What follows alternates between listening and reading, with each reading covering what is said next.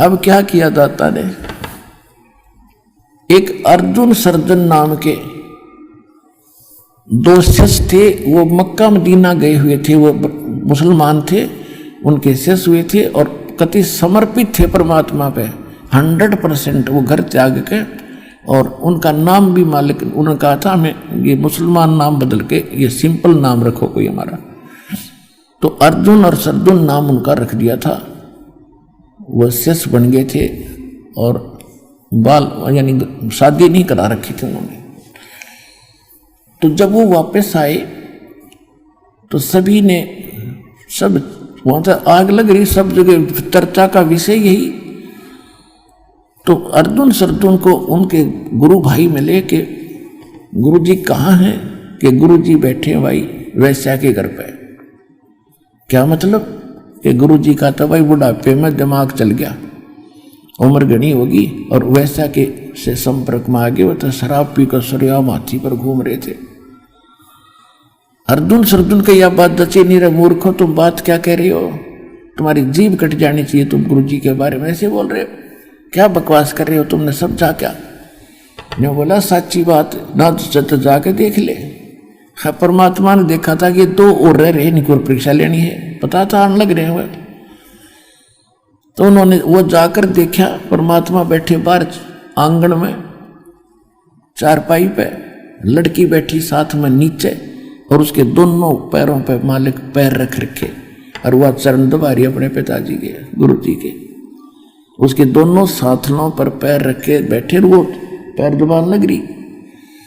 अपन आत्माओं यही मार खाते हम। अब जैसे इस दयानंद था, महर्षि दयानंद, इसके विषय में एक बड़ी कथा सुना करते, बड़ा ब्रह्मचारी था और ज्ञानी था, परम आत्मज्ञानी था। उसकी एक हिस्ट्री देखी, उसमें लिख रखा था कि ये बाबा जी रूप में बैठा था, साधना कर रहा था, और एक माई ने आकर इसके चरणा का हाथ लगा के माथा टेक दिया। कहते वो एकदम उठ गया और ऐसे कांप गया सारा, और जंगल में चला गया।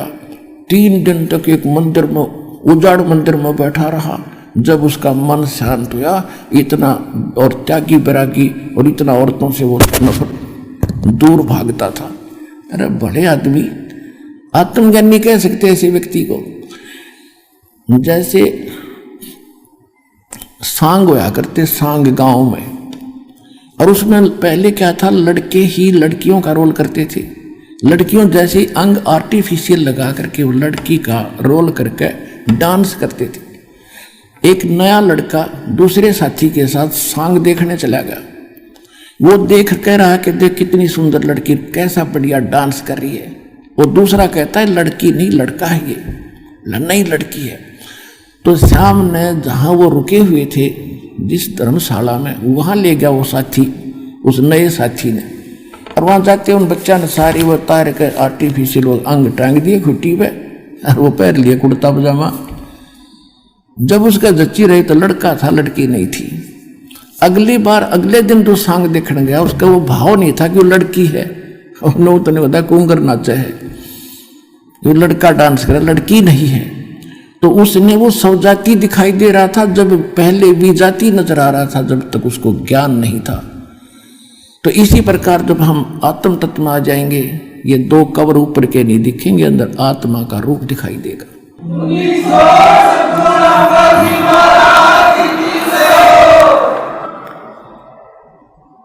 तो अर्जुन सर्जुन जब देखा, एक बार तो आगे निकल गए, नो देख के अगर सच्चे भाई तो साड़ा बैठ गया। जो कहे थे वह सच्ची, गुरु जी तक किस सतीथि में बैठे हैं। फिर वापस आए, फिर हिम्मत सी करके अंदर चले ही गए दोनों। अब अर्जुन सर्जुन गुरु जी को कह रहे हैं कि सतगुरु यहां ना बैठियो, ये द्वारा है नीच। ओए होए, कहने लगे हे सतगुरु यहां ना बैठो आप, ये तो एक नीच जाति का घर है, छोटी जाति का आपका अपमान होगा। परमात्मा क्या उत्तर देते हैं कि ऊंच नीच में हम रहें, ये हाड चाम की दे, अर्जुन सरदुन समझियो तुम करियो रखियो शब्द सने।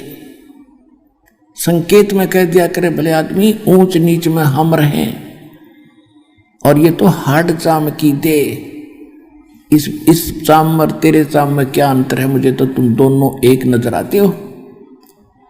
और अर्जुन सरदुन समझियो राखो शब्द सने, जो नाम दे रखे उन्हें जप ले चुप करके, फालतू बात मत करे। और कहा भले आदमी तुम मेरे गुरु हो गया, शिष्य कहाँ रहे, जब मुझे शिक्षा दे रहे हो तुम मेरे गुरु बन गए बेटा, और दो भाग दो यहां से मूर्ख हो दिया कल्याण तुम्हारा। अब वो तो कल्याण के लिए निकले हुए थे बेचारे, फिर उनका एकदम झटका लग गया, नाश हो गया बनी बनाई कमाई का, चरणों में गिर गए। वहीं पर हे परमात्मा हमारी तो बुद्धि खराब कर दी, सारा संसार बकवास कर रहे आपके बारे में, वो तो गुंडा हो गया, बदना बदन हो गया, भले आदमी हो। परमात्मा बोले फिर तुमने मुझे क्या जाना, संसार की बात में आकर तुम ऐसे मेरे से दूर हो गए तो फिर खाक भगत और के देखा तुमने, तुम तो साथ रहो, समाज को तो मैंने तुम्हारी फड़क निकालनी थी, ये बकवास करा करते थे, एक लड़की आती है फलानी, क्या समझा तुमने, मैं इतना जितना गिर गया और तुम मुझे इतना निकम्मा मान बैठे, जो जब तुम भगवान दिखाई दूं था तुमको, तेरे सौ सुखों थे। सरदुन अर्जुन का जमीन नीचे से खिसकती नजर आई, क्योंकि वो तो उद्देश्य मालिक के लिए निकले थे। कहने लगे दाता घनी गलती बन गई, घनी नीच हम। और ये उनको पता लग गया था कि फिर ऐसे संत सतगुरु मिले ना मिले, और फिर जन्म होगा ना जाने कब होगा, या तो गई हाथ ते डोर छूटे भगवान, बात बिगड़ेगी। चरणों में पकड़ कर बुरी तरह रोए, वहीं पर है परमात्मा कोई विकल्प बताओ दाता। परमात्मा बोले भाई ईब तुम्हारा इस शरीर से वो बात नहीं रह सकती बेटा, कितनी बात बना ले, आपका वो भाव नहीं बनेगा, क्योंकि आपके अंतःकरण में वो मलिनता घर कर चुकी है। अब मेरे इस शरीर से तुम्हारा कल्याण नहीं हो पाएगा, अंडरस्टूड है। कहते हैं ये धागा प्रेम का मत तोड़ो चटकाए, और टूटे से फिर मिला नहीं, और मिला तो गांठ पड़ जाए। गुरु शिष्य का नाता इतना गजब का होता है, इसमें दोष आ गया तो फिर बात बनेगी नहीं जल्दी से। इसको कति गुरु परमात्मा तुल होना चाहिए, परमात्मा में दोष नहीं हो सकता। हम अपने दोष दूसरों में देखते हैं। जैसे एक चोर किसी एक नेक आदमी के घर पे चला गया, वो नेक आदमी तो सो गया, उसको खाना खुना खिला गया कि वो अपने जैसा जाने था, नेक आदमी यात्री है, रात्रि में पैसे निकाल कर चला गया। और एक उसी चोर के घर कोई एक नेक व्यक्ति यात्री बनकर आ गया, रुक गया, उसने भी खाना खिलाकर चोर ने उसको सिला दिया, वो सो गया ठाठते, और चोर सारी रात जागता रहा कि कहीं रात ने चोरी ना कर ले जा, क्योंकि वो दोष चोर में था, उस महान आत्मा में नहीं था जो यात्री था।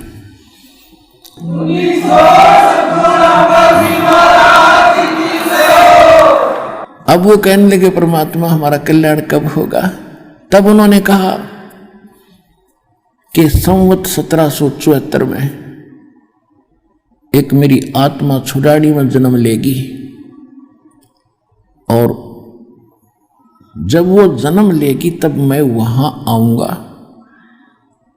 और उसको मिलूंगा, और उससे फिर तुम दीक्षा लेना जब तुम्हारा कल्याण होगा।